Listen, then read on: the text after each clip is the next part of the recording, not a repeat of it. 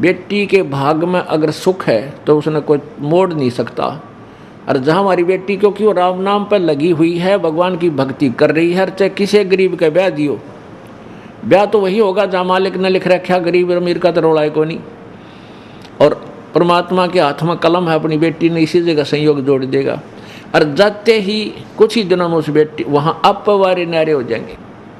पुण्यात्माओं, हम भगवान से हटकर और हम अपनी बुद्धि से ही हम अपनी सब व्यवस्था करने लग गए, जिससे जीव बुद्धि की औकात दुर्गति तो करवा सकती है, इतनी है, सुख प्राप्ति नहीं कर सकती।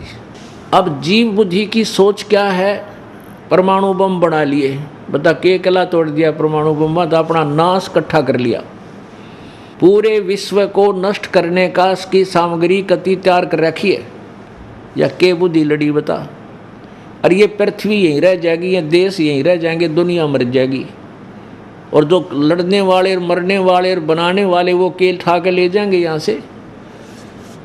तो इस तरह की जो सोच है यह कमज़ोर होगी हमारी। जब हम भगवान के दिशा निर्देश से चलेंगे तब हम सुखी भी होंगे, समाज भी सुधरेगा, सुख का सांस आएगा। अब हम क्या करते हैं? मकान बनाते हैं, एक से एक बढ़िया कोठी, फिर उस तो बढ़ का बना होगा और उसकी चर्चा चल लगी, बब कमाल कर दिया इसने तो, न्यारी कोठी बना दी।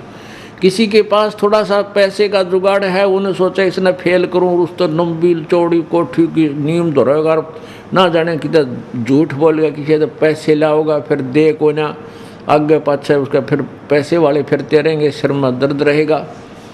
पुण्यात्माओं, जिसमें हमें इस तत्व ज्ञान का प्रकाश हमें हो जाएगा, ये ज्ञान हमारे हृदय में समा जाएगा। परमात्मा कहते हैं, घर तो 3.5 हाथ भाई गणात 4.25, कह कबीर अधिका गए है ताको नहीं विचार। घर तो 3.5 हाथ और गणा तो 4.25, क्योंकि अपना जो शरीर है इंसान का, ये 3.5 हाथ का, प्रत्येक व्यक्ति का अपने 3.5 हाथ का लंबाई होती है, नाप के देख लियो चाहे।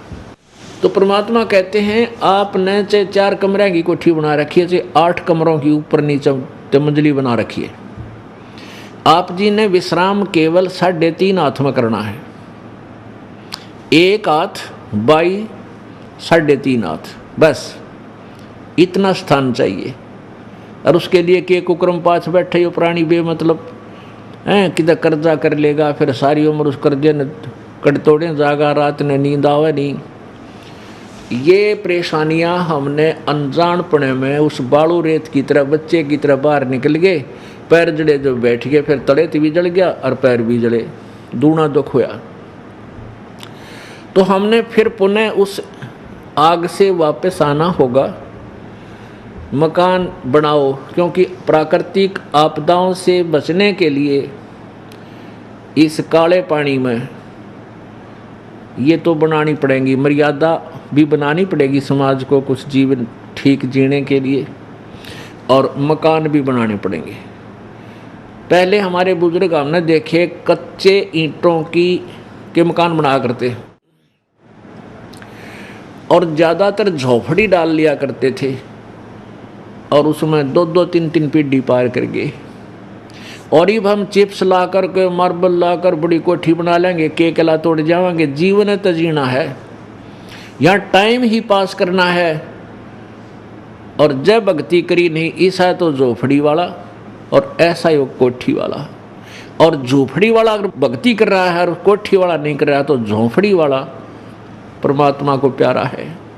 कबीरा सब जग निर्धना, धनवंता ना कोए, धनवंता सो जानियो जिस पर राम नाम धन होवे।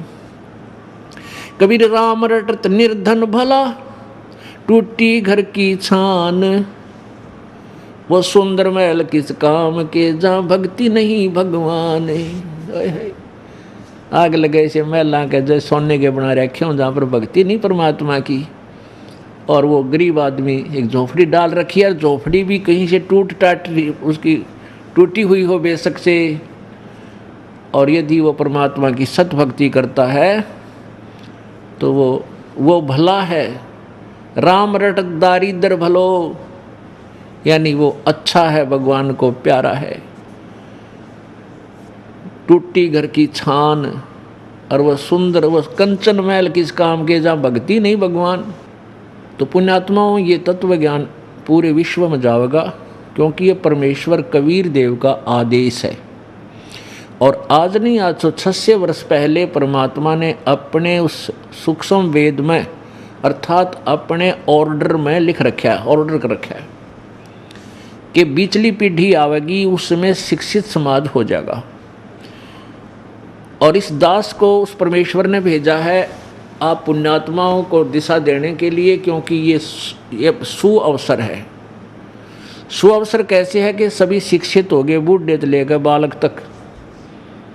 ये बिजली क्यों गिरी रही है, वित्तीय अंधकार क्यों फैला रहा, कि हमारे सदग्रंथ सही थे, पवित्र वेद, पवित्र गीता जी, पवित्र पुराण, और ये संस्कृत भाषा में लिपिबद्ध थे, ये संस्कृत भाषा में थे और नागरी लिपि में थे।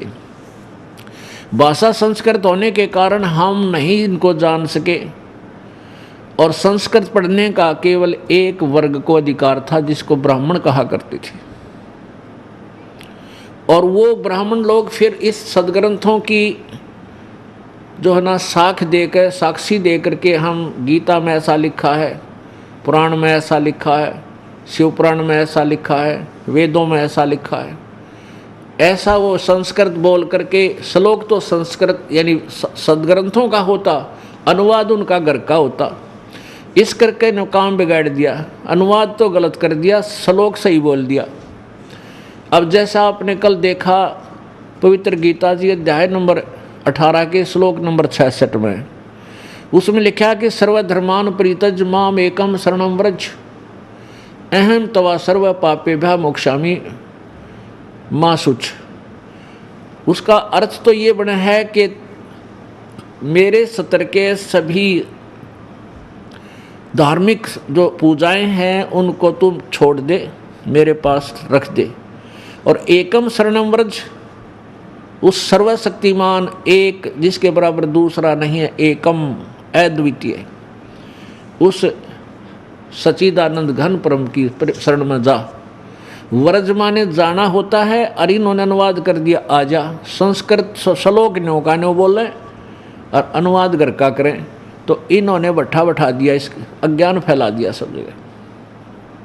तो परमेश्वर ने अब ये सुअवसर इसलिए लिया कि जो सदग्रंथों का ज्ञान है और उससे अलग जो ज्ञान है, वो सब का एक सामूहिक ग्रंथ सूक्ष्म वेद बनाकर, सूक्ष्म अर्थात सच्चिदानंद घन की वाणी, उस परमेश्वर ने अपनी वाणी आप बोल गए कबीर वाणी में वो सारा रहस्य छुपा दिया 600 साल पहले।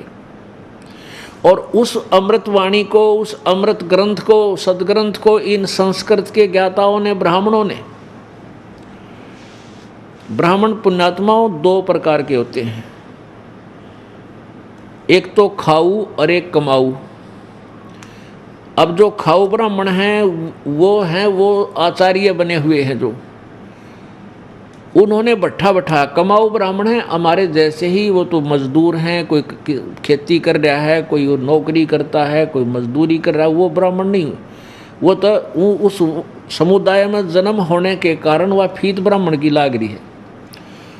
तो वो जो ब्राह्मण हैं, जो खाऊ ब्राह्मण थे, वे उन्होंने केवल संस्कृत भाषा का पढ़ने का उद्देश्य यही रखा था कि हम दुनिया न लूटा, और उसमें वो सफल रहे अपने हिसाब से। लेकिन परमात्मा की दृष्टिकोण से उन्होंने अपना भी नाश किया और समाज का भी नाश किया। अपना नाश तो यूँ करा कि दुनिया को झूठ बोल के ठगे आज गधे बन रहे होंगे, किसी की भैंस बन गए होंगे, किसी का बैल बन कर पूरे कर रहे होंगे, वो खाली नहीं जा सकते। दुनिया को लूट कर, झूठ जाठ बोल कर जो पैसा उन्होंने लूटा था, वो तिल तिल का हिसाब देना पड़ेगा जीव ने। वो तो जहर खा के विष खाया उन्होंने अनजानपने में। अब जैसे वर्तमान में जो डॉक्टरी लाइन है, इनका उद्देश्य केवल मनी मेक है, पैसा इकट्ठा करना। नौकरी लग गए तो कोई बात ना, चलो वो तो सरकारी नौकरी होगी, वो तो अच्छी बात है। और प्राइवेट हॉस्पिटल बना लिए, ये भगवान ये ना देखते फिर आगे पाछा, कुछ जो मुँह माया वो मांग लेते हैं। 20 रुपये की दवाई के 500 रुपये, 1000 रुपये की का जो प्रयत्न है 5000 रुपये देवा।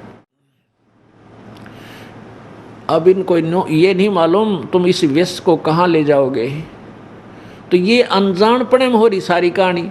ऐसे ही ये जो सदग्रंथ संस्कृत में होने के कारण जनता नहीं समझ सकी, और परमेश्वर वहाँ आवाज़ लगा लगा कर 120 वर्ष तक, 115 वर्ष तक, 120 वर्ष रहे मालिक, और 5 वर्ष की आयु में बड़े बड़े इन मंडलेश्वरों के छक्के छुड़ा दिए थे परमात्मा ने ज्ञान के अंदर। इनके पास जवाब नहीं था। अब वर्तमान में देख लो, हमारे छोटे छोटे बच्चे 10-10 वर्ष के बालक, और इन मंडलेश्वरों को जितने भी उनका ज्ञान है, उनके चेले उनके मुंह बंद कर देते हैं, उनके पास जवाब नहीं, निरुत्तर कर देते हैं। मालिक का ज्ञान ऐसा है, इसमें ये पूरा सत्य है, उनके पास कोरा असत्य लिए हुए है। तो रोशनी के सामने अंधेरा रुका नहीं करता, रुक ही नहीं सकता, बट नेचुरल है। तो सत्य के सामने असत्य रुक ही नहीं सकती। तो इस दास की ड्यूटी लाइफ 600 वर्ष पहले परमात्मा ने यो ज्ञान अपना लिपिबद्ध करवा दिया, जिसमें सारे सदग्रंथों का ज्ञान है। और इन नकली ऋषियों ने और गुरुओं ने उसको रिजेक्ट कर दिया कि ये तो अनपढ़ था कबीर, क्या जाने सदग्रंथों के गुड़ रहस्य को, ये गरीब जुलाहा धानक है, कहीं पढ़ा भी नहीं है, और ये झूठ बोलता है कि वेदों और गीता में ऐसा लिखा है, ऐसा लिखा है। ये झूठा है, कपटी है। दुनिया उसके पीछे ला दी भगवान के, गाली दे मुंडा कहें, ये तो दुश्मन है। हिंदू तैन्यों कहीं हिंदू समाज का शत्रु है, हिंदू धर्म का दुश्मन है, और मुसलमान ने कहें मुसलमान धर्म का दुश्मन है। क्योंकि परमात्मा दोनों को ही खरी खरी सुनाया करते थे, सच्ची सच्ची सुनाते थे उनके उद्धार के लिए। और कहते हैं कहे भली माने बुरी, यह परीक्षा नीच। अब जैसे को उसके भले की कहता है वो उल्टा पड़ा है, कहते हैं ये निरीक्षण है कि कति नकम्मा आदमी है जो सच्ची भी ना मानता, दुष्ट है ये।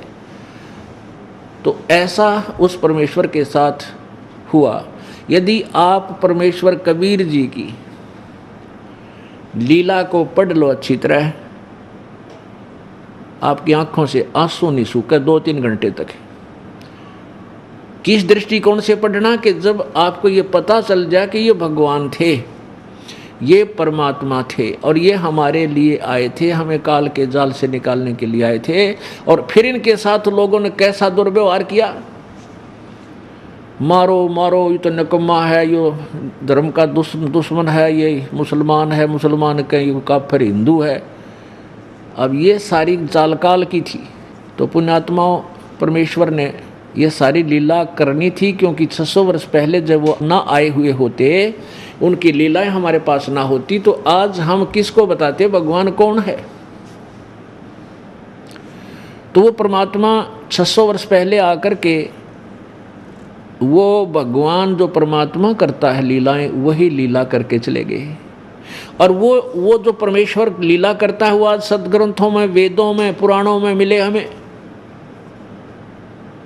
और आंखों देखे जो परमात्मा के साक्षी हैं, उन महापुरुषों ने बताया कि काशी वाला युद्धानक ये भगवान है। ये जुलाहा जो बनारस में आया था कबीर, ये पूर्ण परमेश्वर है।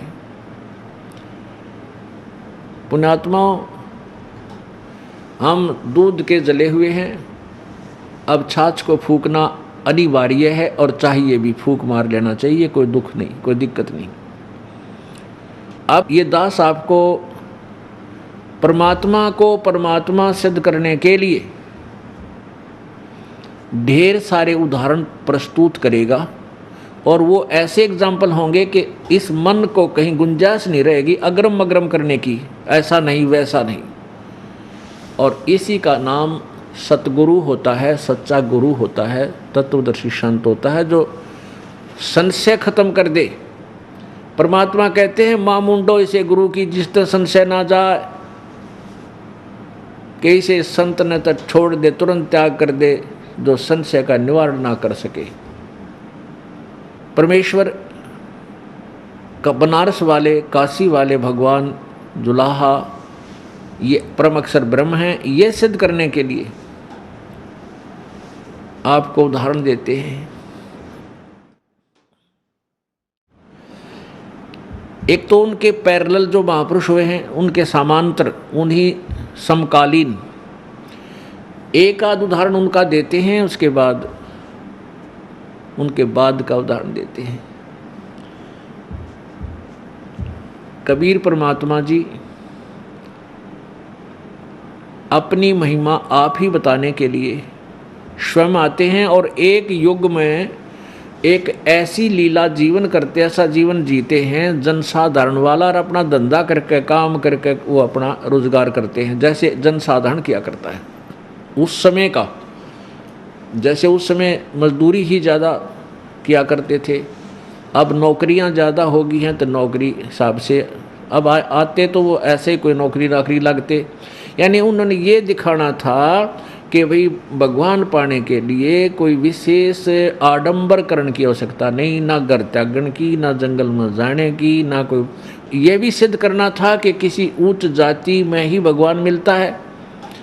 जैसा कि इन लोगों ने बनावटी बातें बना रखी थी कि ब्राह्मण ही संस्कृत पढ़ सकते हैं, ग्रंथों को दूसरी जाति नहीं पढ़ सकती।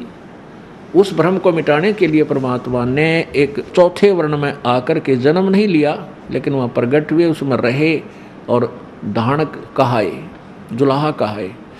ये सिद्ध करने के लिए, परमात्मा पाने के लिए कोई जाति मजहब विशेष नहीं चाहिए। पूरा संत हो, आत्मा सच्चे ढंग से मालिक की चाह में लग जावे, सही विधि मिल जावे, फिर परमात्मा पाना कठिन नहीं। काम करो, भक्ति भी करो, परमात्मा पाओ। जब परमेश्वर जी आए हुए थे बनारस में, तो जगह जगह जा कर के सत्संग किया करते थे। 2-2, 3-3 दिन एक गांव में रुक जाते थे, 3-4 दिन, और सबको समझाते थे भाई परमात्मा की भक्ति करो। तो ऐसे एक गांव में परमात्मा गए हुए थे और वहाँ 5, 6, 10 जैसे भक्त थे। तो प्रत्येक 2-4 भक्तों ने कहा प्रभु आज हमारे घर पर सत्संग करना, तो उसके घर पे सत्संग किया। दूसरे दिन कहा प्रभु आज हमारे घर पे सत्संग करना। तो परमात्मा ऐसे 1 हफ्ता 4-5 दिन उस नगरी में रुके, और जिस भी घर में जाते थे परमेश्वर, तो वहाँ आसपास के क्षेत्र के भक्त भी आ जाते थे, और वो प्रतिदिन परमात्मा के लिए अच्छा आहार तैयार करता था। जैसे देसी घी का हलवा बना लिया, पूरी तार ली, खीर बना ली।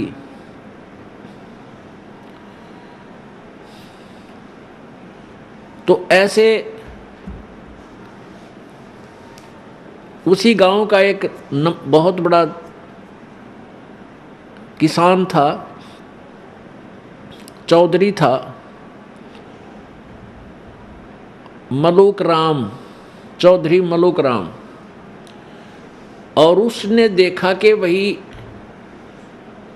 वो सुबह अपने घर से खेतों की तरफ जाता घूमने फिरने, तो उसका उधर से जाना होता और उधर से परमात्मा के बच्चों सेवकों के घर में और कड़ा प्रसाद तैयार होना होता, हलवा तैयार करते, तो उसमें डालते हैं ना, फिर हलवे में वो घी गया, पानी पुणी हलवा, उसकी महक दूर तक जाकर हलवा बना आसपास तक जाती है। तो उसका वहाँ से गुजरना हुआ, किसका, मलोकराम का। उधर से परमात्मा के बच्चों के घर में वो हलवा तैयार हो रहा था, कड़ा तैयार हुआ है। एक दिन देखा उसने, दूसरे दिन देखा, तीसरे दिन तो उसने सोचा भाई वो के सौदा है, कोई ब्याह नहीं, कोई शादी नहीं, कोई त्यौहार नहीं जिस कारण से ये हलवे बनते हों। तो उसने पूछा रे क्या बात है भाई, यहाँ क्या हो रहा है। कल उसके घर में तड़क हो रहा था यो हलवे का सुरसराट सा, जिसमें आज इसमें क्या, उसने पूछा। वहाँ तो वो गरीब से व्यक्ति थे, आके कहने लगे चौधरी साहब हमारे गुरु जी आए हुए हैं, और ये प्रतिदिन एक के घर के सत्संग करते हैं, तो आदर सत्कार से हम अपने गुरु जी के लिए भोजन अच्छा बढ़िया बनाते हैं, आप भी आ जाओ, आप भी खा लो। वो कहने लगे, उसने सोचा यूँ कोई लुटेरा आ रहा है, वो ठेकेदार होया कि नहीं बेमतलब के। तो चौधरी साहब ने सोचा यूँ कोई बकवादी आदमी दिखा है और यहाँ बैठा अच्छे हलवे पाड़ा है और 40 ने धमका दूँ। तो चौधरी साहब पहुँच गए परमेश्वर के पास, बैठे थे चारपाई पे मालिक। तो वो कहने लगा, रहा मस्त अंडे। चौधरी साहब बोला, तू अच्छा तगड़ा दिख है, जवान वैसे है, तू करके क्यों ना खाता, कर अपना काम करके खाया कर, लग रहा दुनिया ने बेवकूफ़ बनाने। परमात्मा बोले, चौधरी साहब मेरे को तो ये धंधा दे रखा भगवान ने, मेरी यह नौकरी है, मैं यही करता हूँ। बोला अच्छा, वाह भाई वाह, बिना करे तेरे को बड़ा भगवान दे देता है। परमात्मा बोले, भाई भगवान तो बिना किए भी दे दे, पर विश्वास को ना। अब बात यहाँ तक बढ़ गई, बातों में। तो मुल्क चौधरी साहब बोले कि अगर मैं विश्वास कर दूँ तेरे भगवान पे, मैंने बैठे रोटी दे देगा। अगर आप विश्वास कर, आप पे विश्वास होए को नहीं, और हो गया तो आपको भगवान पक्का देगा, तो कितना बैठ जाइए। बोला अच्छा ठीक है। एक उसने शर्त रख दी कि यदि आज मेरे को भगवान ने रोटी दे दी, पहुंचा दी, तो मैं तेरा चेला बन जाऊंगा। और जय तेरे भगवान ने मेरे ती खाना नहीं दिया, पहुंचाया, आज मैं कितना बैठूं चाहे, तो तुझे अपने खेतों में मजदूर लगाऊंगा और छोड़ूंगा नहीं। बात पक्की? परमात्मा बोले, भाई पक्की तो ही पक्की। अब चौधरी साहब सवेरे निकला था घर से खाली पेट। उसने सोचा चल अपने खेतों से भी दूसरे गांव की तरफ जाकर दूर जंगल में एक पेड़ के ऊपर चढ़ के बैठ गया। बड़े से पेड़ के ऊपर चढ़ गया और कुछ ऊपर छुप कर बैठ गया। अब देखूंगा आज मुझे कौन आहार देगा यहाँ पर। अब परमात्मा कहते हैं, सोचल छिदर मैं करूं अपने जन के काज। उधर क्या हुआ कि ये भेड़ बकरियां वाले होते हैं और ये 2-4 गायें भी साथ रखा करते हैं, गऊ। तो उनका कोई त्योहार था। वो कहने लगे, उनने विचार किया भी आज अपना त्योहार है और दूध निकाल ले कुछ बकरियों का कुछ गाय का और खीर बना ले। उन्होंने 2 व्यक्तियों की ड्यूटी ला दी कि तुम अपना खीर बना लो, और बाकी उन बकरियों को चराने के लिए दूर जंगल उस स्थान से थोड़ा आगे चले गए। अब उन्होंने अपना दूध और वह खीर शुरू कर दी। एक चूल्हा बना कर वहाँ माटी का जंगल से लकड़ी तोड़ कर आगे जला दी, उसी वृक्ष के नीचे जिसमें चौधरी साहब ऊपर बैठे थे, वो मलुक राम जी। जब उनकी खीर तैयार हो ली, इतने में क्या हुआ कि एक डाकुओं की मंडली घोड़ों पर सवार होकर उसी पेड़ के तरफ आ रही थी। वहां से एक रास्ता था आगे किसी दूसरे गांव को जाने का। तो वो जो खीर बनावे थे उन्होंने देखा कि भाई यह धूल सी उठ रही है। उधर देखा उन्हें कि कुछ घोड़ों पर व्यक्ति आ रहे हैं। वो खीर बनाने वाले, क्योंकि वो जंगल में रहते थे, उनको पता था कि इस तरह की आकार, इस तरह के जो लक्षण होते हैं, डाकू आते हैं। उन्होंने देखा कहाँ भी तो डाकू आ रहे हैं और भाग लो यहाँ से, कदे तो उन्हें गढ़ दे। वो तो खीर बनी बनाई छोड़कर दौड़ गए वहाँ अपने साथियों के पास जो 1 किलोमीटर दूर गए हुए थे। उधर से डाकुओं ने आकर देखा, वहां आकर रुक गए कि भाई यहाँ ये के बनाने लग रहे हैं, कोई आदमी है यहाँ पर। वो रुक गए उस वृक्ष के नीचे, अच्छी गहरी छाया थी उसकी। तो उनका जो सरदार था वो कहने लगा मुखिया कि भाई देखो इसमें क्या है, कोई भोजन ठीक हो तो खा ही लेते हैं। एक जने ने नीचे उतरकर देखा, एक व्यक्ति ने कहा सरदार इसमें तो खीर है, भूख जोर की लाग रही है, अच्छा बड़ा पतीला खीर का तैयार कर रखा है। अब एक उनमें से कहने लगा दूसरा समझदार सा, भाई क्या पता इसमें कोई जहर गिर गया हो, इसमें कोई विष डाल गया हो, सारे मर्जियाँ खा के, ऐसा जल्दी मत करो, शांति करो थोड़ी, इसका परीक्षण कर लो, कोई पशु पक्षी ने डाल लो, थोड़ी सी पहले खवा दो फिर खावांगे। उन्हीं में से एक व्यक्ति ने कहा रहा बनाने वाला कितना यहीं छुप रहा होगा, ढूंढ लो ना और उससे खवाएंगे। पहला कहाँ जा था, डर के छुप गया होगा हमारे से। हाँ भाई ऐसा भी हो सकता है। इधर उधर देखा एक ऊपर देखा था, इन्होंने बोला रहा वो बैठा भाई, एक बोला वो बैठा ऊपर छुपा हुआ, वहाँ वो चौधरी साहब बैठा था, चौधरी बैठा था वो मुल्क। तो डाकुओं ने कहा भाई आजा नीचे भगत जी। अब वो मुल्क चौधरी ने कहा मैं तो ना उतरूँ, ने बोला उतरता जाएगा तू, पर हमने क्रिया और करनी पड़ेगी, त्री नीचा नहीं दिखा ये मारेंगे गोली। अब वो चौधरी साहब तो 2 मिनट में नीचा आ लिया। अब कहने लगे इस खीर को इस पर ठंडा कर थोड़ा, वो पतीले के ढक्कन पर ठंडी करवाई, अन्य बोला भी खा इसने। अब वो खावा क्योंकि शर्त लाग रही कसूती।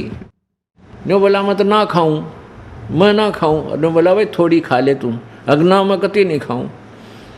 तो उनका पक्की होगी, इसलिए कम मैं नहीं, इसमें कैमरे में डाल रखा, हमने मारना चाहो था उसका दे मुक्या दे लाता, पहले तो उसकी दे ही तोड़ी। ने बोला खा। अब उसने इतनी खा ली, ने बोला छक्के खा, तोड़ा मरेगा बेटी का बाप जो खा रहा होगा, डाल रखी होगी तो वो कति ठोक दिया और बैठा 1.5 घंटा वो बैठा रहा, मरा था कि वो तो कुछ बात और थी इसलिए नाट्य था वो। अब कहने का भाव क्या है कि पहले तो ना शुक्र मनाया, जो उसका जूत मारे थे ना, लात मारे थे, गोली नो दिखाओ तो न मारेंगे, तू कुछ मिला रखे। तो उसने अब उस भगवान को याद किया जिससे बहस करके आया था, मरता के नहीं करता, न्यों कहे महाराज आज मेरी जान बख्श दो, सारी उम्र तेरे चरण धो पीऊँगा। अब परमात्मा के पास सारे औजार हैं अपने खोटे लोगों को सीधा करने के लिए। तो वो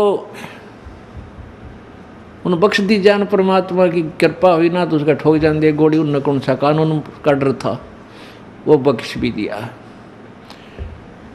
अब जब वो जा लिए, देखा इधर उधर का दूर जा लिए, जब उसने डांक ठोक दी, वहीं से दौड़ लगाई थी, टांग कर धोती और पहुंच गया परमात्मा के चरणों में, सीधा जाकर गिरा वहाँ जिस घर के वो अंदर विराजमान थे।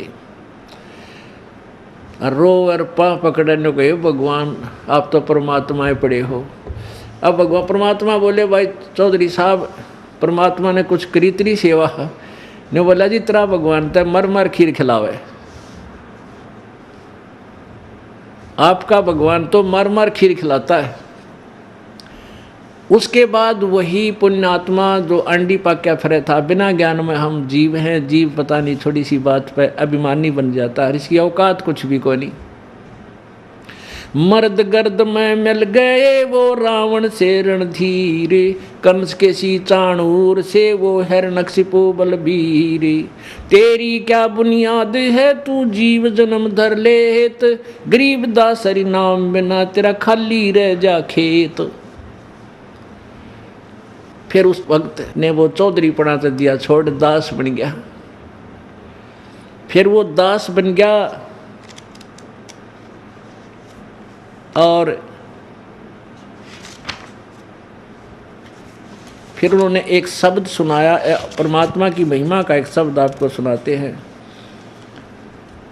जपोरे मन साहेब नाम कबीर, जपोरे मन परमेश्वर नाम कबीर। एक समय गुरु बंसी बजाई कालंदरी के तीर, एक समय गुरु बंसी बजाई कालंदरी के तीर। सुर नर मुनि जन सब थकत बहे वो, रुक गया दरिया नीर। जपोरे मन परमेश्वर नाम कबीर। काशी तज गुरु मगहर पहुँचे दोनों दीन के पीर।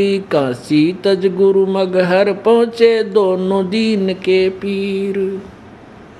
एक गाडे एक अग नजरावे टोहा ना पाया शरीर। जपोरे मन परमेश्वर नाम कबीर। अब वही जो अज्ञानता के अंदर स्टेनलेस स्टील हो रहा था, वो भोला जीव परमात्मा के संपर्क में आने से, तत्व ज्ञान से परिचित हो जाने के बाद उसने चौधरी नहीं अपने आप को दास कहा और कहा कि खोजो खसम कबीर। खसम मीन मालिक, सबका पति, स्वामी। उस स्वामी को, उस धनी को खोजो प्राणियों, वो कबीर है, सबका कुल का मालिक है। क्योंकि भगवान को पहचान नहीं सके हम जब वो आए थे। तो ये कहा करते थे बोले भगत नाम ले रहे परमेश्वर कबीर जी का, लाभ हो कबीर जी ते गुण गावे कृष्ण जी के। ऐसे उलझ पुलझ था अभी तक। तो नो कह ऐसे कहा करते थे, हे महाराज जी, नो कह भगवान कृष्ण ने बंसरी बजा करते जब आसपास के पशु पक्षी भी आ जाते थे, सब वहीं रुक जाते थे। कई बार उन्होंने सुना तो परमात्मा बोले भाई चलो एक दिन बंसरी ये दास भी बजा के दिखाओगा तुमने उसी कालंदरी जमुना के तीर पर।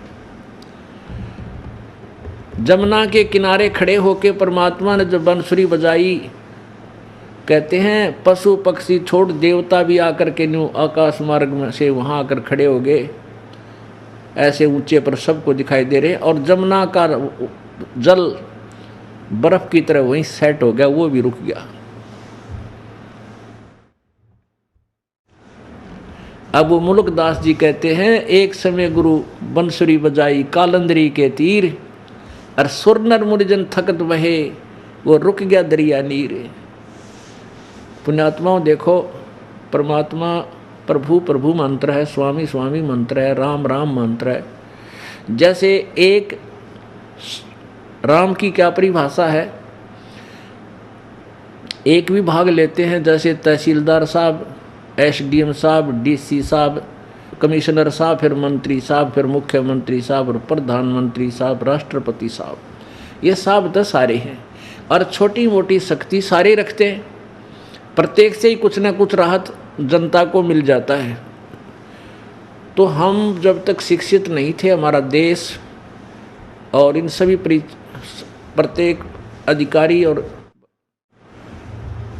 इनकी मंत्रियों की शक्ति से परिचित नहीं थे, सत्ता से परिचित नहीं थे, तो एक कहावत थी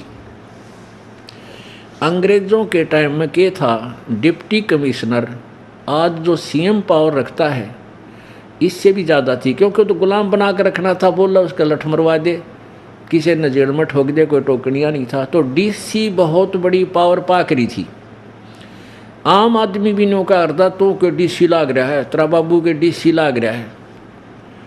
तो इतनी धारणा बनी हुई थी कि डीसी ने तो पता नहीं खुदा मान रहे थे, सबसे बड़ा अधिकारी मान चुके थे।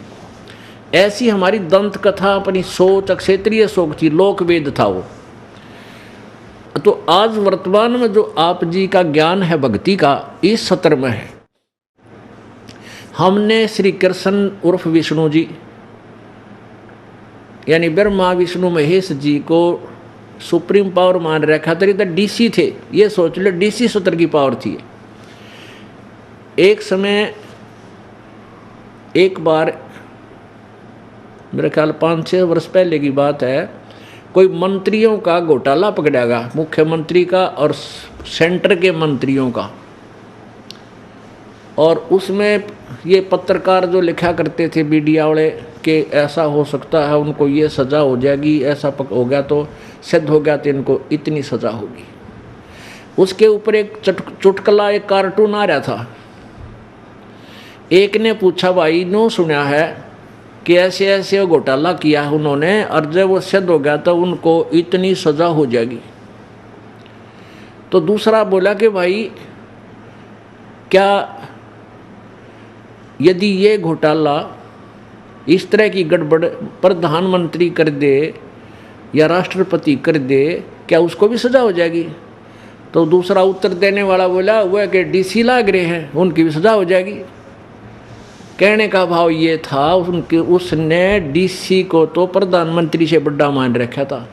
अगर डीसी को तो कोई सजा हो ही नहीं सकती तो और प्रधानमंत्री को वैसे को जा, तो उनका धारणा लोकवेद इतना सेट हो रहा था कि हम डीसी से बड़ा मानने नहीं थे, क्योंकि वो के डीसी लाग रहे हैं, वह राष्ट्रपति प्रधानमंत्री के डीसी हैं, तो उनकी दृष्टिकोण में डीसी को कोई आँच आने वाली नहीं है, ऐसा सोच रखा था। सुप्रीम पावर मान रखी थी उनसे भी बड़ी, अपनी अधूरी और अज्ञान सोच से।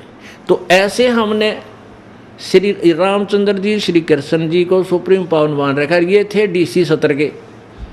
अब हमने ज्ञान हो गया, अब डीसी कोई छोटी पावर भी नहीं है, भाई गलत भी नहीं है, लेकिन ये प्रधानमंत्री के इक्विवेलेंट नहीं है, ये तो मानना पड़ेगा। अब ये तो नकारा नहीं किया परमेश्वर ने, तो अपनी समर्थता दिखाने के लिए, और ये भी कराया, फिर भी आँख ना खुली हमारी। तो क्या कहते हैं, एक समय गुरु बंसी बजाई कालंदरी के तीर, एक समय गुरु बंसी बजाई कालंदरी के तीर, सुर नर मुनि जन थकत बहे वो रुक गया दरिया नीर, जपोरे मने परमेश्वर नाम कबीर। फिर परमात्मा ने जब उसने ये सब कहानी बताई, ये जो परमात्मा की महिमा गाई मुलुकदास जी ने, तो आदरणीय मुलुकदास जी को परमात्मा सचखंड में लेकर गए, सतलोक में लेकर गए अपनी राजधानी में, और वहाँ अपना वास्तविक रुतबा दिखाया कि मैं ये हूँ भाई, और तुम भोली आत्माओं को काल के जाल से निकालने के लिए मैं गुप्तचर विभाग की तरह रहा हूँ भाई, इन्हों सोच ले। इस काल के भी समझ में आती है भगवान है कि मैं और सौदा है, क्यों गरीबड़ा सा आदमी रह जुलाहा बन कर रहे, कपड़ा बन कर खावा, कोई गाड़ दे, कोई लात मार जाए, कोई धमका दे, और बोले नहीं, तो काल भी चक्कर में पड़ जाता। भगवान होते ही ना फूक नहीं दे, क्योंकि इनका स्वभाव है, इनका यहाँ तो ये सारे विष के भरे रहते हैं, इनके ऋषि भी बिना ऋषि भी, कोई थोड़ा सा कुछ कह दे उसने श्राप दे देते। तो काल के मन में न्यू आया करती, यू भगवान कुकर हो गया, इसने कोई धमका दे, कोई खुरका दे, कुछ कहता है को नहीं। और यो गरीब आदमी आप पर रोटी बनाकर, आप पर कपड़े बनकर खाओ, भगवान कैसे हो गया? कोई सिद्धि शादी कर रखी होगी इसने।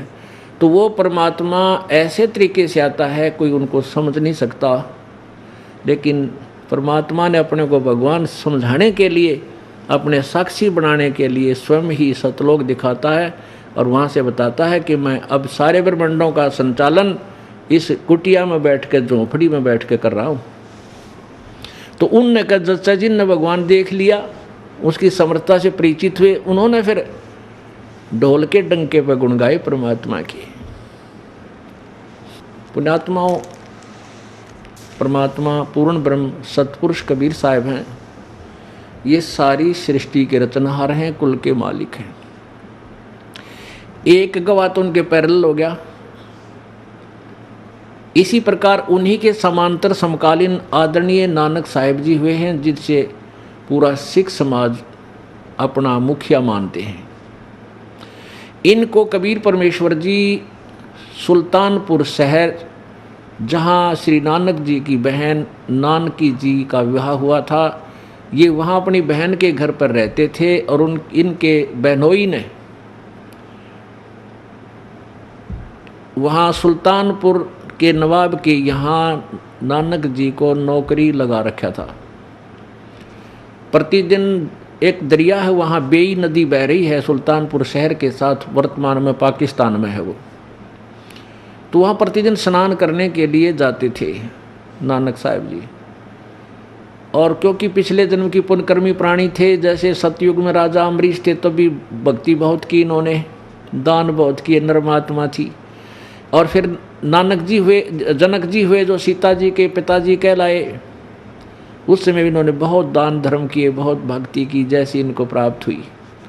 और वही आत्मा स्वयं एक नौकर बन गई। पहले राजा थे, और स्वयं नौकरी कर रहे थे, लेकिन भक्ति फिर भी छूट नहीं सकती आत्मा से।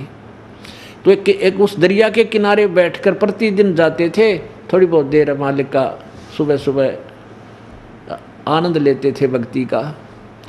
परमात्मा काशी से अंतर्ध्यान हुए और वहाँ उसके पास प्रकट हुए एक जिंदा महात्मा रूप बना के। जिंदा महात्मा कैसे होते हैं? एक ही ओवरकोट पहनते, काला सा घुटना तो नीचे ताईकार, एक लंगोट बांधते हैं पर्दे पर और एक टोप ऊपर पैर लेते हैं, काला ही टोप लंबे से चोटे से वाला, ऐसा करके। ऐसी वेशभूषा वाले को जिंदा महात्मा कहते हैं। वहाँ जाकर के कबीर जी परमात्मा ने अपने आप को दास बनाया, नानक जी से प्रार्थना की कि भगत जी मुझे रास्ता बता दो। महाराज जी मैं तो भगवान की तलाश में घूम रहा हूँ, आप बहुत अच्छे भक्त लगते हो। तो नानक साहब जी अपने लागी जैसा भी, क्योंकि हिंदू धर्म में जन्म था श्री नानक साहब जी का, और ब्रजलाल पांडे से वो गीता पढ़ा करते थे। इन पांड्या ने जिसा ज्ञान था वो सब में भर रखा था। श्री कृष्ण जी सर्वेश्वर है, सर्वशक्तिमान है। तो ऐसे नानक साहब जी ने कहा, सारी कुछ बताई। फिर परमात्मा ने पूछा फिर भगवान कैसा है? नानक जी बोले वो तो निराकार है। अब परमेश्वर बोले भले आदमी तो श्री विष्णु जी को भगवान बताओ और फिर भगवान को निराकार भी कह रहे, यार इसकी मूर्ति रखी आपने। अब नानक जी जवाब तो था ही नहीं, क्योंकि ज्ञान था नहीं हमारे को। तो फिर और ऐसी इधर उधर की बातें काफ़ी होती रही। तो नानक जी ने कहा कि तू मुझे गुरु बना तब मैं सही भेद दूंगा तुझे। परमात्मा बोले जी गुरु बना लूँगा मैं तो आपने, मुझे तो ज्ञान चाहिए, आप मेरे गुरु, मैं आपका चेला, बताओ। फिर उनकी काफ़ी वार्ता हुई तो परमात्मा ने काफ़ी समझाया। उस दिन तो और भी बहुत सी मंडली इकट्ठी होगी वहाँ, तो उस समय तो नानक जी ने माना नहीं, क्योंकि ये पुराना ज्ञान जल्दी सी हटता नहीं। तो कबीर साहब जी चले गए प्रणाम करके, अच्छा जी जैसे आपकी आज्ञा हो। क्योंकि कोई उत्तर नहीं था परमात्मा के वचनों का, लेकिन ज्ञान वो जो परमात्मा बात कहते थे कि ब्रह्मा विष्णु महेश की ये शक्ति है, गीता का ज्ञान कृष्ण ने नहीं बोला, कृष्ण जी काल नहीं थे। और वो गीता जी में कह रहा 18वें अध्याय के 62वें श्लोक में कि उस परमेश्वर की शरण में जाओ, उसकी कृपा से तू परम शांति और शाश्वत स्थान को प्राप्त होगा। वो कौन भगवान है? वो तो गीता ज्ञान दाता से दूसरा है। और आप नानक जी कृष्ण भगवान मान रहे हो, विष्णु मान रहे हो, और इसको सर्वशक्तिमान अजरो अमर कहते हो, ये अविनाशी कहते हो। ये गीता ज्ञान दाता 4 अध्याय के 5वें श्लोक में स्वयं कहता मैं तो नाशवान हूँ, मेरी जन्म मृत्यु होती है। अब ये पॉइंट नानक जी के हृदय में जख्म कर गए। अब बात तो सारी सच्ची पर मान्य कति नहीं। तो परमात्मा हाथ जोड़ के चले गए, अच्छा जी हम चलते हैं। तब उन बैठे हुए वहाँ के व्यक्तियों ने पूछा कि हे नानक जी ये कौन व्यक्ति था जो आपको गुरुजी कह रहा था? नानक जी ने कहा ये कमीन जात का था, छोटी जात का जुलाहा दानक, बनारस से आया था, अपने आप को पता नहीं क्या समझ रहा था, मैंने इसके छक्के छुड़ा दिए। अब उन लोगों ने सोचा बिल्कुल ठीक है, नानक जी को तो वो बहुत अच्छे भक्त मानते थे, लेकिन नानक जी का हृदय जख्मी हो गया। भाई ये तो बात तो सारी सच्ची कहता, और मन ने अपने अभिमान वश मानना नहीं, क्योंकि पुण्यात्मा बाद में विचार करती हैं। उसी दिन से अर्ज करने लगे थे, हे प्रभु वो महात्मा एक बार फिर आवे, वो महापुरुष एक बार फिर आ जाए, मैं कति वाद विवाद नहीं करूँ, मैं सारी बात पूछूं। क्योंकि जिसने भगवान चाहिए वो तो सब कुछ त्याग देगा, जाति मजहब धर्म कुछ नहीं देखता, वो केवल परमात्मा देखता है, उसके पिछले पुण्य अधिक होते हैं।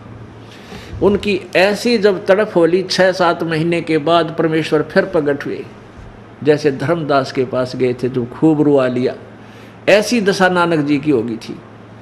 तब फिर उसी समय जब स्नान करने वो गए थे बेई नदी पर, सुबह सुबह वो दूर से आते दिखाई दिए परमात्मा उसी वेशभूषा में। नानक जी ने भी उन्हीं की तरफ जाकर और जैसे राम रमी करी। अब नानक जी कहने लगा भाई बैठ जा, कबीर जी कुछ बात करना चाहता हूँ। वार्ता हुई, ऐसे ऐसे है, फिर सृष्टि रचना सुनाई परमात्मा ने। तो नानक साहब कहने लगे, भाई बात सुनो जी, मैं आपको जब मानूँ जब आँखें देख लूँ। अब ये तो विश्वास मेरा बनता रही। और परमात्मा चाह महीनों थे कि ऐसी पुण्यात्मा मेरे साक्षी बने। तो नानक जी ने कहा कि मैं इस दरिया में गोता लगाऊंगा और तू मुझे ढूंढ देना, मैं तुझे भाई भगवान मान लूँगा। परमात्मा बोले लगाते हैं। अब जब दोबारा नानक जी से मिलने गए परमात्मा, तो उस दिन केवल नानक जी को दिखाई दे रहे थे और किसी को दिखाई नहीं दे रहे थे। अब नानक जी अकेले बैठे बोलते सुने थे, तो दूसरे भगत जो स्नान कर रहे थे व्यक्ति, गांव वाले नगरी वाले, वो कहने लगे, अरे यो भगत जी आप किससे बातें कर रहा है। दूसरे कहने लगे, भाई यो भगत आदमी है, पता नहीं भगवान से बात कर रहा हो। उसके पास निकट कोई नहीं गया फिर उस दिन, क्योंकि दूसरा तो कोई बोलता दिखा ही नहीं था। तो केवल नानक जी को परमात्मा दृष्टिगोचर हो रहे थे। और परमात्मा ने जब कहा कि ठीक है आप लगाओ इसमें छलांग, अब नानक जी ने जो ही छलांग लगाई, उनको अंतर ध्यान करके और बाहर ले आए वापस। जैसे जल इधर जा रहा है तो इस साइड में 3 किलोमीटर दूर जाकर वहाँ बाहर निकाल लिए दरिया से, और कहा अब सुन, ढूंढ लिया तेरे को। कहाँ ढूंढ लिया कति। परमात्मा बोले, इतने बड़े संसार में मैं तुझे ढूंढने आया था और वो मैंने ढूंढ लिया तुझे। दरिया से नहीं, इस संसार रूपी सागर से ढूंढ लिया। अब नो बोले भी मैं आँखें देखूँ जब मानूँ। तो परमात्मा परमेश्वर कबीर जी नानक जी को यानी उनकी आत्मा को शरीर वहीं छोड़ दिया, सचखंड ले गए, वहाँ सब कुछ दिखाया। वहाँ यानी जो जिंदा महात्मा के रूप में यहाँ से गए थे, जब सतलोक में पहुँचे नानक जी, तो एक दूसरे रूप में वही परमेश्वर एक बहुत बड़े बहुत विशाल एक गुम्बद बना हुआ सफ़ेद, उस गुम्बद के बीच में एक बहुत बड़ा सुंदर सिंहासन लगा है भगवान का। सफ़ेद सिंहासन है, सफ़ेद ही आसन है, सफ़ेद ही कलर है मालिक का, और बहुत तेज शरीर का, बहुत तेज है।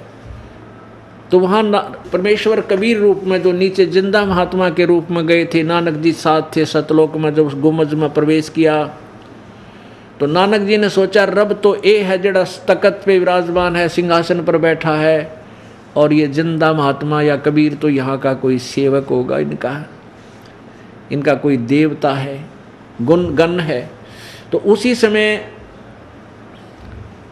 परमेश्वर कबीर जी जो नीचे से गए थे जिस वेशभूषा में, अपने ही दूसरे स्वरूप पर डबल रोल में ऐसे चंवर करने लगे। चंवर एक सफ़ेद सा होता है गाय के पूंछड़ जैसा, वो करने लगे, यानी आदर से सत्कार करने के लिए। अब नानक जी ने ये विचार किया, इतने में सोचा ही था कि ये कबीर तो नौकर है, भगवान ये है। इतने में क्या हुआ कि जो सिंहासन पर विराजमान थे भगवान, वो खड़े हुए, तेजोमय शरीर वाले, जिसके एक रोमकूप में करोड़ों सूर्य मिला दे, करोड़ चंद्रमा मिला दे, उससे भी अधिक प्रकाश, यानी इतना तेजोमय शरीर है प्रभु का, मनुष्य सदृश हैं। तो वो खड़े हुए और उस सिंहासन पर कबीर जी विराजमान हो गए, जो नीचे से गए थे वो वेशभूषा वाले। और वो दूसरा स्वरूप जो परमात्मा का स्वरूप नजर आता था, वो सेवा करने लगा उस जिंदा महात्मा की, दानक की, कबीर की जी की।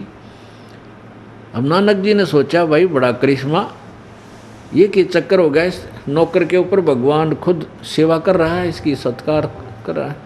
इतना सोच ही रहे थे कि वो तेजोमय शरीर वाला परमात्मा अंतर ध्यान होकर और कबीर परमेश्वर जो जिंदा महात्मा की वेशभूषा में तकत यानी सिंहासन पर बैठे थे, उस समय समा गए और चंवर अपने आप ऑटोमेटिक घूम रहा है। तब परमेश्वर ने कहा कि प्यारी आत्मा, तू सतयुग में राजा अम्बरीश थी और मैं तुझे इस नाम से मिला था, सत सुकृत नाम थे। आवे याद है? अकां जी आवे है, पर आपने मानी कति नहीं मेरी। कहते हैं, जो जन हमारी शरण है, ताका हूँ मैं दास, गेल गेल लाग्या फेरूं हूँ जब तक धरती आकाश।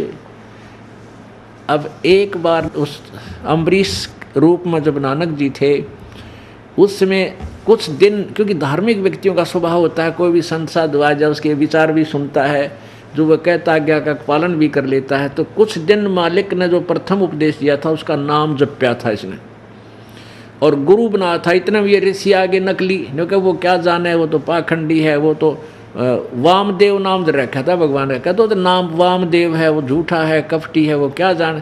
तो राजा अम्बरीश को उन ऋषियों ने भ्रमित कर दिया और मालिक का नाम छुड़वा दिया था। लेकिन परमात्मा तो नहीं छोड़ता ना अपने बच्चे को।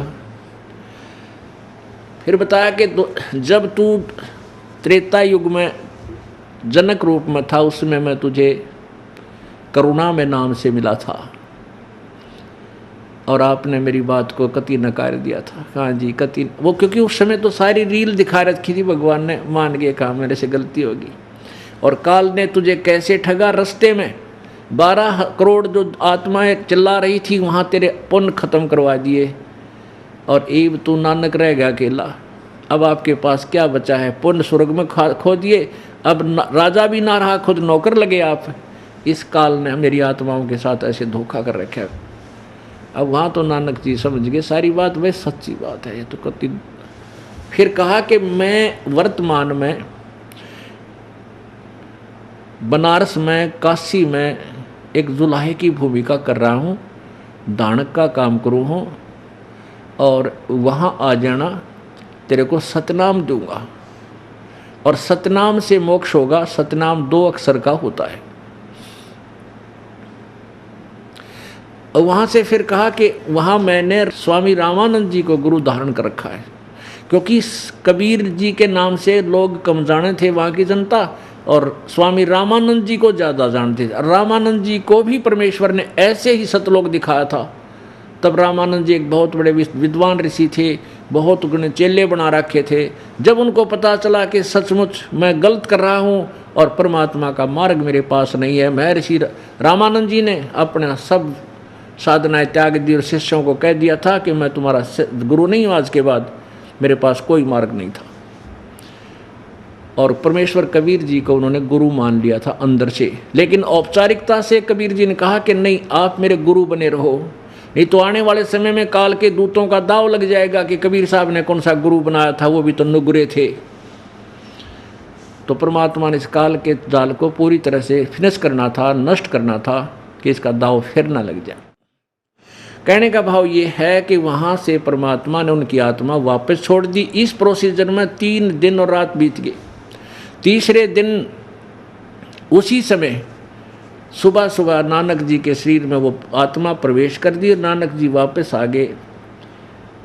और वहाँ के व्यक्तियों ने, उसकी बहन ने, बहनोई ने, सब ने मान लिया था कि वो तो डूब कर मर गए दरिया में नानक जी, क्योंकि नानक जी के जो जीजा जी थे, जो बहनोई थे, वो जयराम जी नाम था उनका, और सुल्तानपुर के नवाब से उनकी अच्छी उठ बैठ थी, मित्रता थी।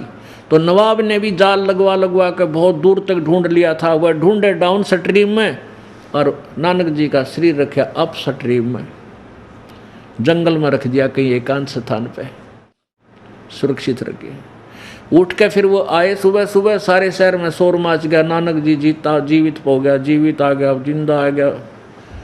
उसी दिन से नौकरी त्याग करके कहाँ पहुँच गए? बनारस में ये खोज करने के लिए कि परमात्मा सचमुच है कि नहीं।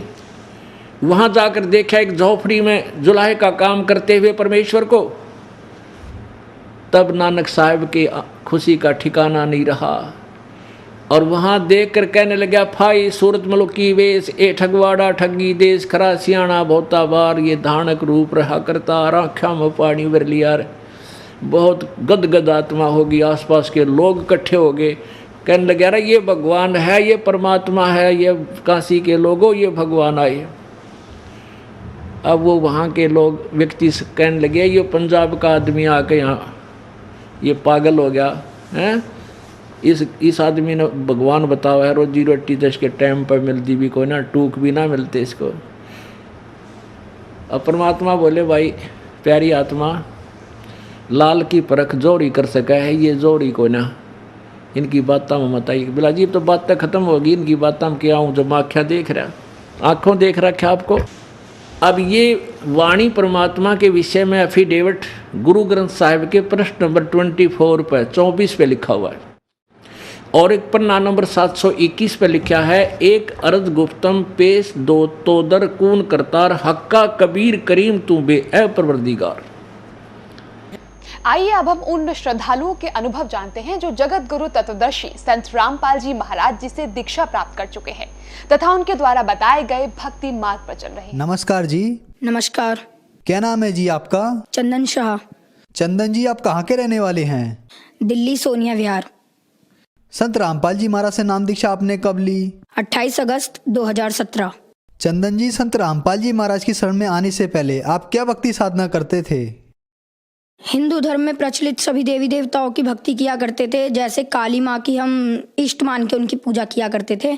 और बाकी जैसे मम्मी पापा कहा करते थे कि आज बेटा रविवार है, आज जाओ आप शिव जी को जल चढ़ाए आओ, तो जाते थे। जो जो हमें कहा जाता था हम सभी भक्ति साधनाएं करते थे।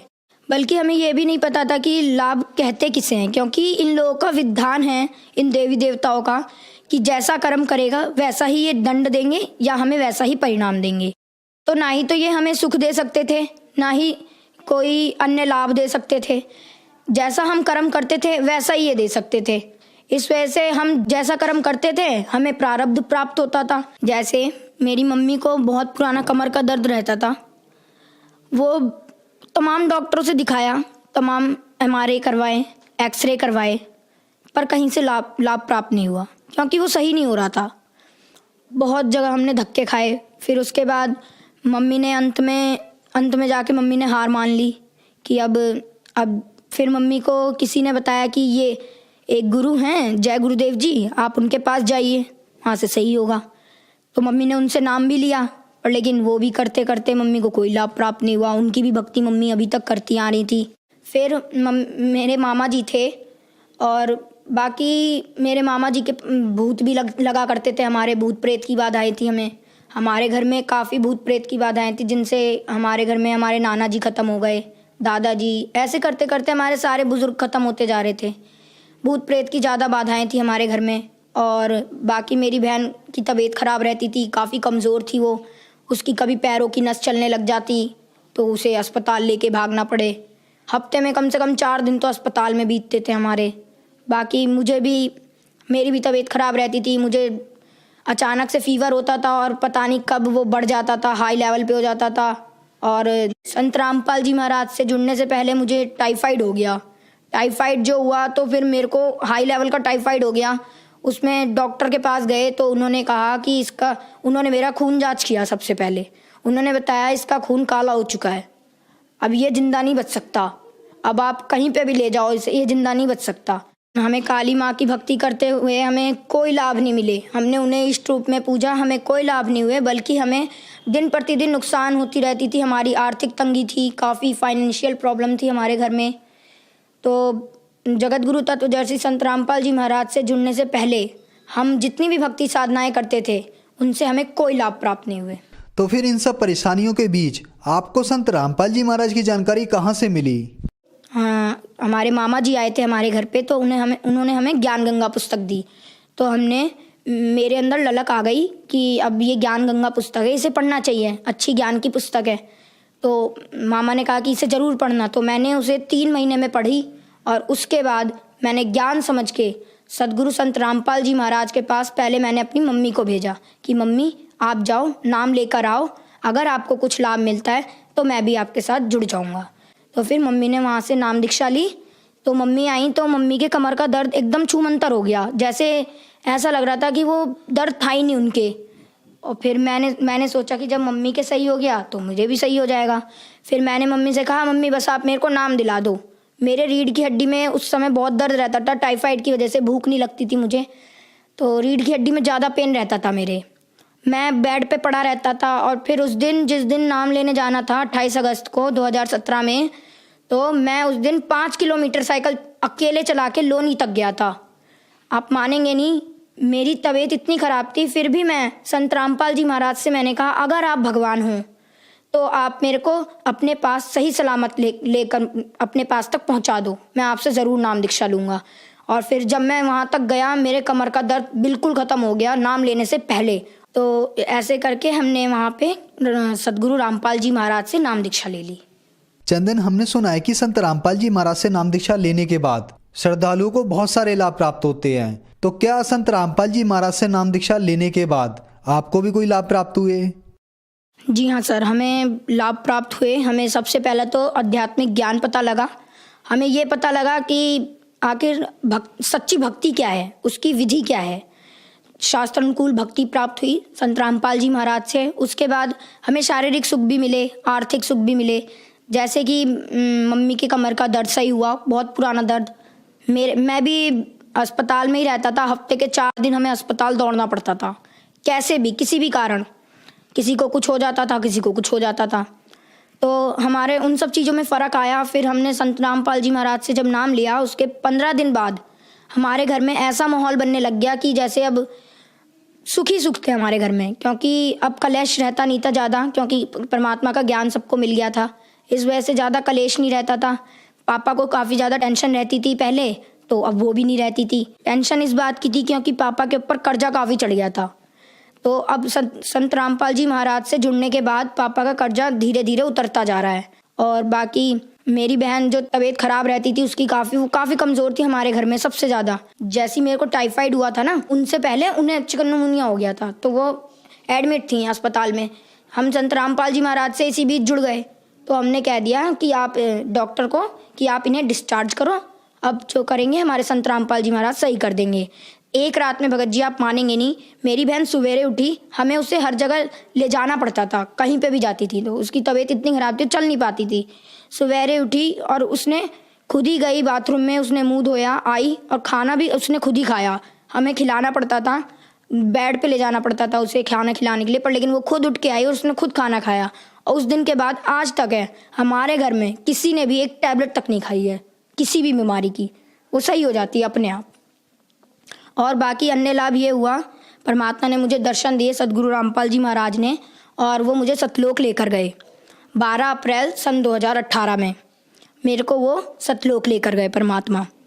सतलोक में भी मेरे को विश्वास तो नहीं हो रहा था, पर लेकिन मैं उस दिन 8 बजे मेरी आंख लग गई। मैं सोया और फिर उसके बाद मेरे को काल के दर्शन हुए। मैं काफ़ी डर गया। मैं 10 बजे उठा, 10 साढ़े 10 के करीब उठा मैं, और फिर उसके बाद मेरे को नींद नहीं आई 1:30 बजे तक, क्योंकि मैं काफ़ी डर गया था। मैं सतनाम का जाप करता रहा। मेरे को फरवरी में मिल गया था सतनाम का जाप, 25 फरवरी को, और मैं सतनाम का जाप करता रहा 1:30 बजे रात तक, करता रहा। ऐसे करते करते 1:30 बजे मेरे को अपने आप नींद आ गई। उसके बाद जगत गुरु तत्वदर्शी संत रामपाल जी महाराज ने मुझे दर्शन दिए। उनके उन्होंने जब दर्शन दिए तो उनके शरीर के आगे पीछे रोशनी सी चल रही थी, चक्कर सा था। तो उन्होंने क्या किया, उन्होंने ऐसे करके हाथ बढ़ाया, तो हाथ बढ़ाया, मैंने उनका हाथ पकड़ा, उन्होंने मेरे को खींच लिया। उन्होंने जो खींचा तो ऐसे लगा मैं जो उनके शरीर के आसपास की रोशनी थी मैं उसमें समा गया। अंदर जब गया तो मैंने देखा आत्माएं कहीं इधर उड़ रही हैं, कहीं इधर उधर विचरण कर रही हैं। और वहाँ का बहुत अच्छा मौसम, वहाँ ना ही सूरज ना ही कुछ, वहाँ वो प्रकाशित लोक था बस। वहाँ पे हर आत्मा के शरीर से रोशनी निकल रही थी। फिर मेरे को अंदाज़ा लग गया कि ये परमात्मा मेरे को सतलोक लेकर आए हैं। फिर उसके बाद संत रामपाल जी महाराज मेरे को सतलोक में मिले और उन्होंने मेरे को जहाँ कबीर जी का आसन है वहाँ पर लेकर गए। वहाँ पर एक बहुत से बड़े गोमज में बीच में परमात्मा जैसे राजा होता है वैसे बैठे हुए थे सिंहासन पे, और उसके बगल में दरबारियों की तरह जैसे हमारे संत गरीबदास जी महाराज, संत रामपाल जी महाराज, ये सब वहाँ पे अन्य रूप बना के बैठे हुए थे। रामदेवानंद जी महाराज, चितानंद जी महाराज, जितने भी गुरु हमारे गुरु जी से पहले हुए, संत रामपाल जी महाराज से पहले, वो सब दरबारी की तरह बैठे हुए थे वहाँ पे। मैंने कबीर जी को दंडवत प्रणाम किया। उतने में वहाँ पे एक आत्मा आई, तो कबीर जी ने कहा कि इन्हें ये नए मेहमान हैं, इन्हें सतलोक घुमा दो। तो फिर उन्होंने मेरे को एक यान दिया। यान के अंदर हम जा रहे थे, हम दोनों, वो आत्मा भी थी मेरे साथ, वो लेकर जा रही थी। तो एक पहाड़ था, पहाड़ के बीच से वो मुझे निकाल रही थी। 2 पहाड़ थे, उनके बीच में बिल्कुल गैप नहीं था कि हमारा यान निकल सके। तो मैंने कहा कि आप मुझे मत निकालो, मैं मर जाऊँगा, क्योंकि यहाँ गैप नहीं है, अब इतनी सी जगह में हम कैसे निकलेंगे। तो उन्होंने कहा बेटा यहाँ की कोई भी वस्तु नाशवान नहीं है, ये अमर लोक है, अविनाशी लोक है। तो फिर इतना कहते ही पहाड़ के बीच से हम निकल गए। और जब मैंने आंखें मींच ली, मैं काफ़ी डर गया था। फिर मैंने जब आंखें खोली तो हम पहाड़ को पार कर चुके थे और मुझे कुछ भी नहीं हुआ था। तो फिर उन्होंने मेरे को ऐसे करते करते मेरे को उन्होंने एक वहाँ पे दूध की नदी बहती है वहाँ पे लेकर गए। तो मैं उसे वो आत्मा तो पी रही थी पर लेकिन मैं पी नहीं पा रहा था उसको। फिर संत रामपाल जी महाराज वहाँ पे दर्शन दिए उन्होंने मेरे को। संत रामपाल जी महाराज के रूप में कबीर जी आए थे वहाँ पे, उन्होंने मेरे को दर्शन दिए और उन्होंने मेरे को फिर अपने हाथों से दूध पिलाया। बहुत अच्छा लगा मेरे को, बहुत अच्छी फीलिंग आई वहाँ पे। मैंने कभी सोचा भी नहीं था कि संत रामपाल जी महाराज इतनी ऊंची शक्ति के हैं। और उन्होंने मेरे को वहाँ पे पूरा सतलोक घुमाया। जैसे धीरे धीरे करके वो मेरे को लेकर गए, उन्होंने कहा बेटा देखो ये जगह है, ये जगह है। और यहाँ पे इस फलदार वृक्ष थे, वहाँ पे काजू किशमिश लगे रहते थे। तो मेरे को बीच में भूख लग गई। मैंने कहा संत रामपाल जी महाराज गुरुजी मुझे भूख लग रही है। तो उन्होंने क्या किया कि उन्होंने एक हाथ यूँ किया और एक हाथ इधर किया। तो इसमें एक कटोरी आई, उसके अंदर खीर भरा हुआ था और इधर पानी का एक गिलास आया और मैंने उसे खा लिया। फिर मेरा पेट भी भर गया। उसके बाद फिर मैंने कहा गुरुजी अब मेरा यहाँ से जाने का मन नहीं कर रहा है। संत रामपाल जी महाराज से कहा मैंने। तो उन्होंने कहा बेटा देखो तुम यहाँ से जब गए थे तो तुम भक्ति युक्त थे, तुमने अपना कर्म बिगाड़ लिए, तुम्हें जाना नहीं चाहिए था यहाँ से। तुम चले गए, तुम भक्ति युक्त थे। तो अब जब तुम आओगे ना यहाँ पे तो भक्ति युक्त ही आओगे। ऐसे मैं तुम्हें ला नहीं सकता यहाँ पे। जब तक तुम्हारे अंदर भक्ति नहीं होगी, दृढ़ता नहीं होगी मेरे प्रति, मैं तुम्हें नहीं ला सकता यहाँ पे। तुम यहाँ रह नहीं सकते। तुम्हें उस लोक में जाना पड़ेगा, सेवा करनी पड़ेगी, भक्ति करनी पड़ेगी दृढ़ होके, सार नाम लेना पड़ेगा, जब तुम यहाँ आ सकते हो और यहाँ पे जब ही तुम रह सकते हो, वरना मैं तुम्हें यहाँ नहीं रख सकता। तो उन्होंने मेरे को, मैं उस दिन 1:30 बजे सोया था रात में और सुबह 9 बजे उठा। ये तो नॉर्मल सी बात है कि किसी दिन ज़्यादा नींद आ गई तो मैं सो गया। तो मेरे घर में किसी ने उतनी टेंशन भी नहीं ली। तो मैं जब आया मेरे को गुरुजी ने वहाँ छोड़ दिया कि जाओ अब तुम नीचे जाओ भक्ति करना। मैं नीचे आया, मैंने मम्मी को ये सब बताया। तो फिर मम्मी कह रही कि ऐसा हो नहीं सकता। तो फिर मम्मी ने उसी समय, मैंने कहा मम्मी आप दंडवत करो, अगर मेरी बात सच है ना तो आपको गुरुजी दंडवत करते समय मेरी बात महसूस करा देंगे। उनको दंडवत किया मेरी मम्मी ने, संत रामपाल जी महाराज को। फिर संत रामपाल जी महाराज ने, उन्हें पता नहीं क्या उनके अंदर से फीलिंग आई कि उन्होंने कहा कि बेटा तू जो भी बोल रहा है तू सच बोल रहा है, मुझे पता लग गया अब। और फिर सतलोक गया मैं तो मेरे अंदर दृढ़ता आ गई। फिर मैंने सोचा कि अब तो भक्ति करनी है। फिर मैंने जम के भक्ति की और आज भी मैं भक्ति कर रहा हूँ संत रामपाल जी महाराज से जुड़ के।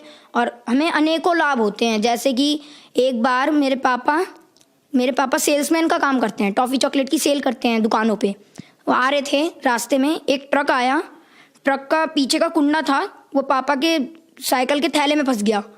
तो थैले का सामान तो बिखर गया, साइकिल को कुछ नहीं हुआ, नहीं पापा को कुछ हुआ, बस थैले का सामान बिखर गया। और उतने में वो ट्रक वाला आदमी बाहर आया और उस ट्रक वाले आदमी ने कहा कि आपको जितने भी पैसे चाहिए हो आप मुझसे ले लो, पर लेकिन मुझे छोड़ दो। पर फिर पापा ने कहा कि हमारे गुरुजी संत रामपाल जी महाराज का नियम है, हम आपसे फजूल पैसे नहीं ले सकते। कोई बात नहीं, आप देखने आए हमको यही बहुत है, वरना कोई और तो देखने भी नहीं आता। तो फिर वहाँ से परमात्मा ने पापा की जान बचाई। संत रामपाल जी महाराज से नाम दीक्षा लेने के बाद आपको बहुत सारे लाभ मिले। पहले आप हॉस्पिटलों के चक्कर लगाते रहते थे, जिससे आपके घर की आर्थिक स्थिति खराब हो गई। आपको और आपकी बहन को संत रामपाल जी महाराज ने ठीक किया।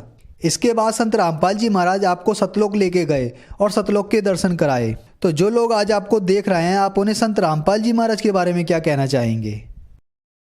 देखिए, मैं संत रामपाल जी महाराज के बारे में जितना कह सके उतना ही कम है, क्योंकि ये एक परमात्मा के स्वरूप हैं और ये कलयुग में उतरे हैं हमारे मुक्तिदाता के रूप में। ये राइट टाइम है, आप आइए, भक्ति कीजिए और पार हो जाइए। मैं संदेश तो दे नहीं सकता, पर लेकिन मेरी रिक्वेस्ट है आप सभी से, ऑल सिटीजन से, कि आप आइए। ये राइट वे ऑफ वर्शिप देते हैं संत रामपाल जी महाराज, सबसे अच्छा तरीका वर्शिप का, और प्रमाणित भक्ति देते हैं विद प्रूफ। हर चीज़ को वो प्रूफ के साथ बताते हैं। तो आप आइए, संत रामपाल जी महाराज से नाम दीक्षा लीजिए और अपना कल्याण करवाइए। चंदन, संत रामपाल जी महाराज से नाम दीक्षा कैसे ले सकते हैं? संत रामपाल जी महाराज से दीक्षा लेना काफ़ी आसान है। जैसे कि संत रामपाल जी महाराज के विभिन्न चैनलों पे सत्संग चलते हैं, उसके नीचे एक पट्टी चलती है, उस पे सतलोक आश्रम के कॉन्टैक्ट नंबर्स आते हैं, उनमें आप कांटेक्ट करके उन भक्तों से अपना नज़दीकी नामदान केंद्र का पता जान सकते हैं। धन्यवाद।